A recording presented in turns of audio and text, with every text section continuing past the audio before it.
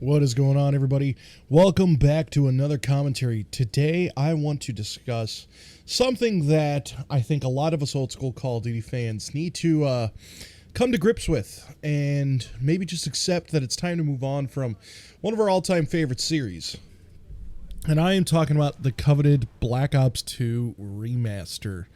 I am at the point now where if we get a Black Ops 2 Remaster, I don't even think it would matter. I don't think it would change a single thing. If anything, it might make it worse. In this gameplay, in this first clip, this is the first time I have played Black Ops 6 since Christmas.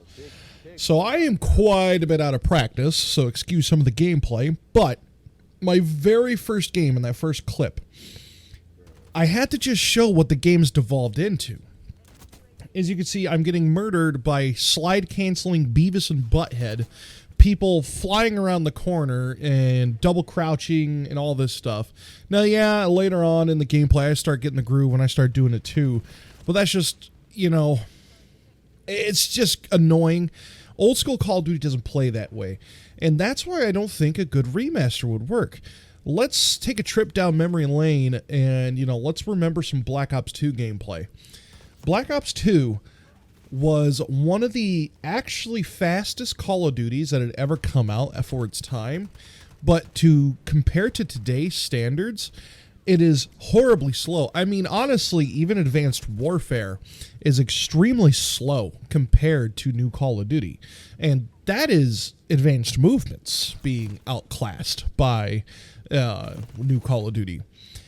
And I don't think that the newest population of Call of Duty players would be able to play this. And the reason why I'm saying this, and because I know some people's arguments, well, you know, a lot of us old school guys will come back, blah, blah, blah, you know, we'll make a big comeback. Man, I'm 24. I played Black Ops 2 when it came out when I was 11. That game came out in 2012. You know, I had all the time in the world to play it. And with today's kids, I honestly don't think they could stand it. I think the game would have a small dedicated fan base because the few people like me that would be willing to spend their money on it and still have time because I don't have a family or anything to get on after work and play some rounds.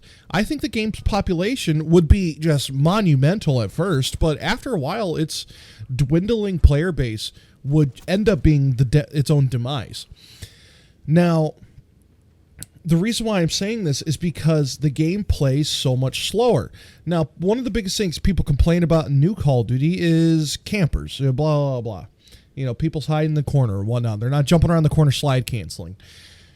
Well, I've seen quite a bit of Call of Duty videos, and most of the time, if those people are on mics, it's like some 40-year-old dude. And I'm getting to the point where, I don't know if you notice in the gameplay, where I've always tried to do this in Call of Duty, but I try to predict where people are going to come around the corner and abuse their own movement against them because of how much that they just want to slide around and spin, do 360s, and when you can just stand there and shoot them. But that is way easier to keep up on it than trying to get into a movement battle with these twerps. It is insane the amount of speed that these people can twirl around at.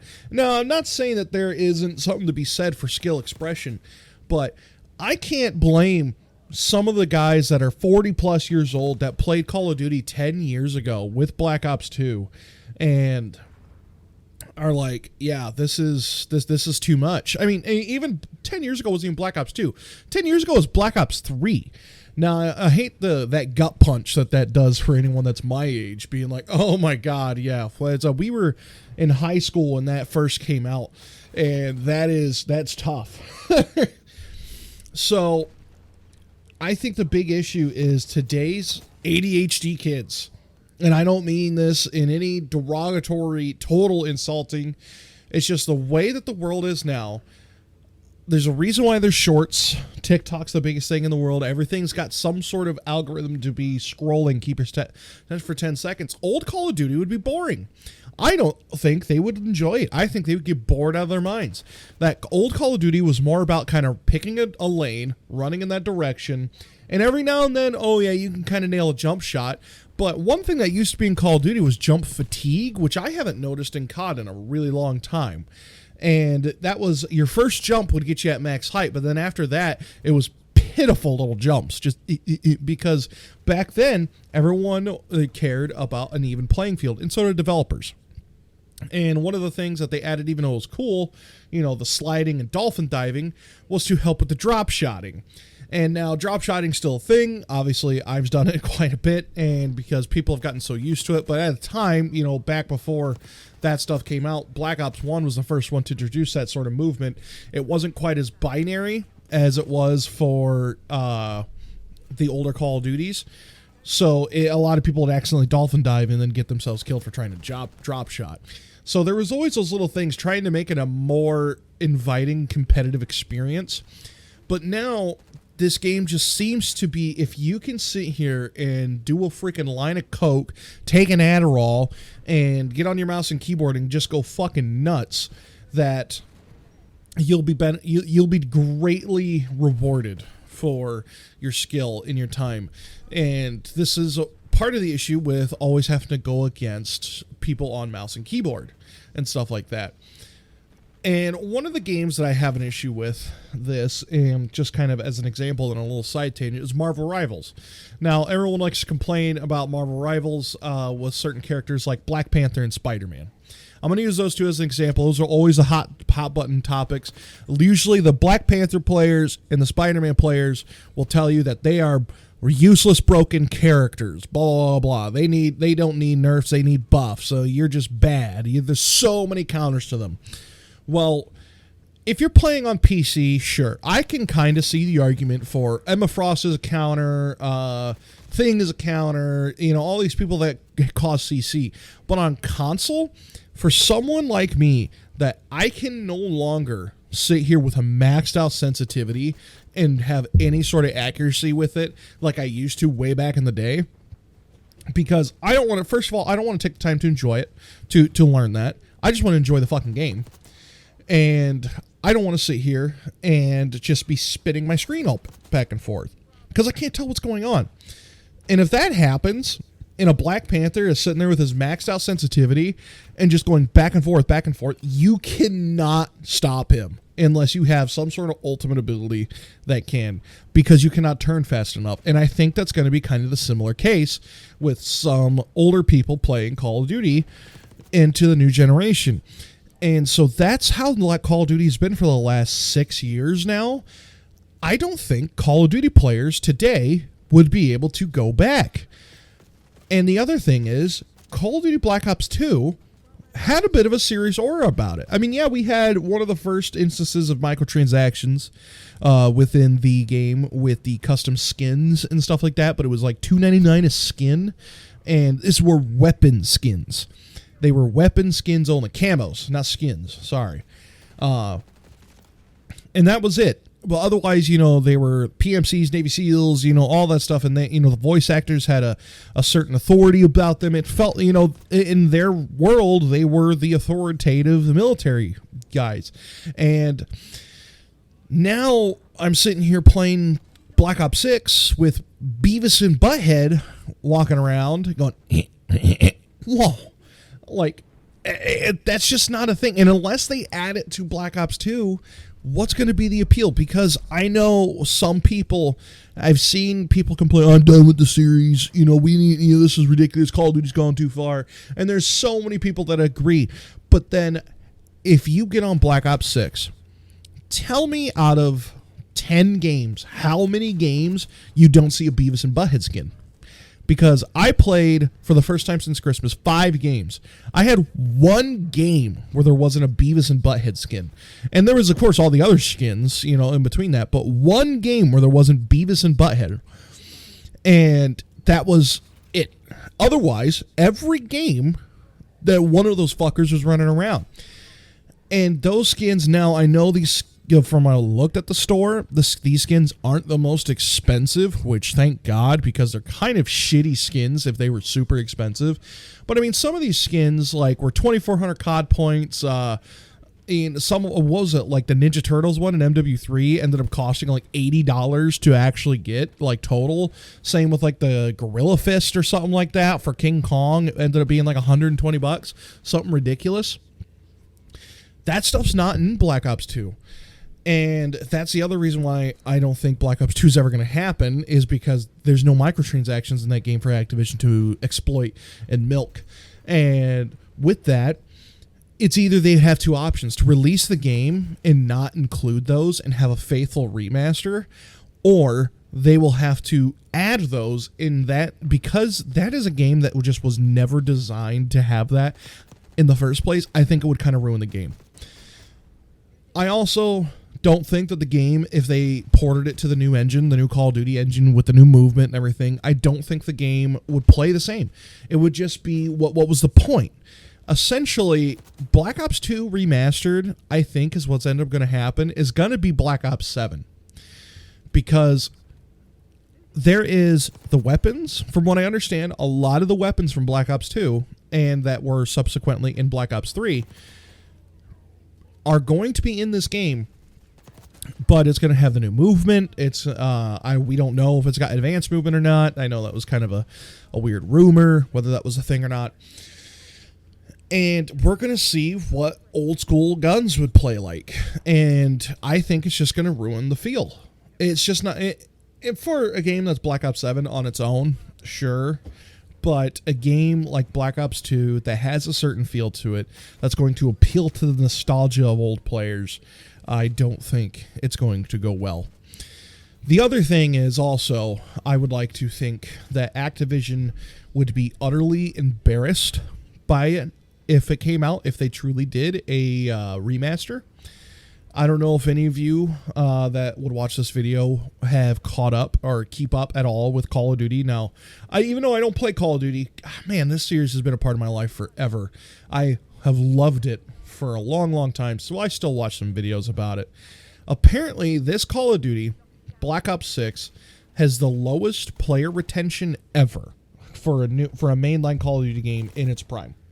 Now, every Call of Duty faces its fall off. We all talk about the classic Call of Duty cycle of the new game sucks ass, the old game wasn't as bad, let's go back and play that one. So I know MW3 is seeing a big resurgence at the moment.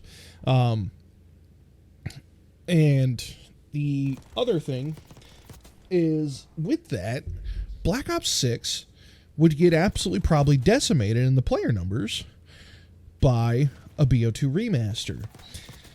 Why would they want to just show their face and shove their foot in their mouth when they've been doing nothing but try to tell us how new Call of Duty is the way it is, and this is, this is what the players want. They have the data to show that this is what the players want. The engagement-based optimization for the matchmaking shows us that this is what people want to play. And then Black Ops 2 comes out and blitzes everything out of the water. What would they do to be like, oh, we have had over 10 years of new Call of Duty, yet we have not been able to beat what we did in 2012? The other thing to realize, and my final point before ending this video, is, ladies and gentlemen, I think Black Ops 2 was lightning in a bottle. Sitting here and processing it and going back and trying to look at it with not only the benefit of hindsight, but trying to look at it with absolutely zero nostalgia attached to it. Black Ops 2 was absolute lightning in a bottle. Black Ops 2 came out at a point where Call of Duty was riding high. Transformers was the big movies that were coming out every summer.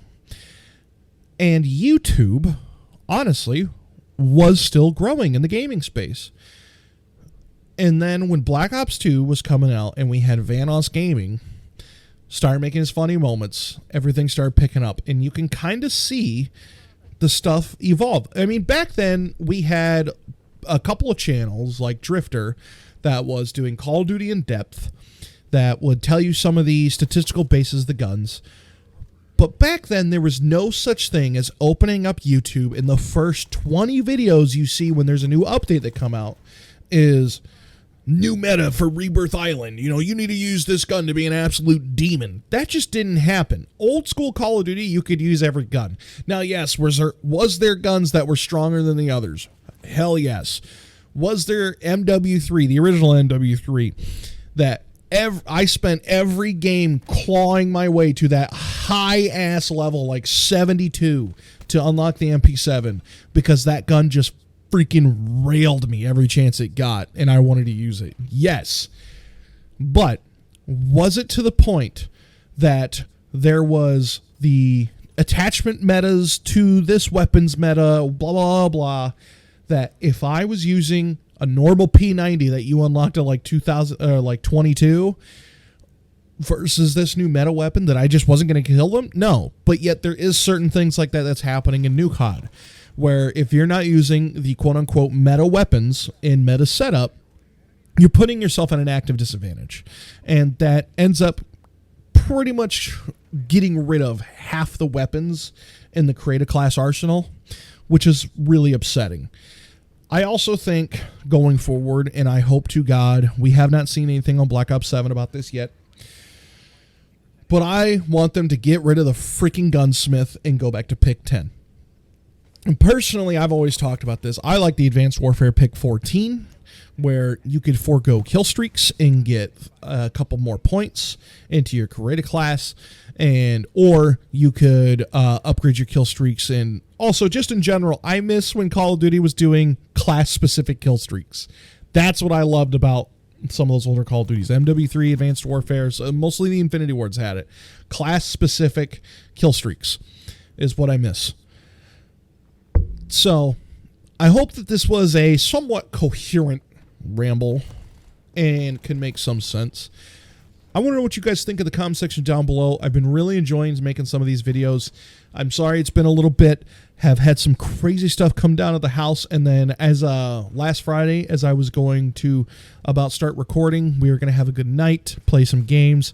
We had one of the worst storms in the last 10 years occur, and I had water all in my basement and everything, and that's where I film and record. That's where my gaming setup is. So that was an absolute mess. Anyway, guys, I hope you all enjoyed. I got some new goodies in the mail to hopefully start making some content, possibly get some content going on the Xbox itself, and I will catch you guys in the next one.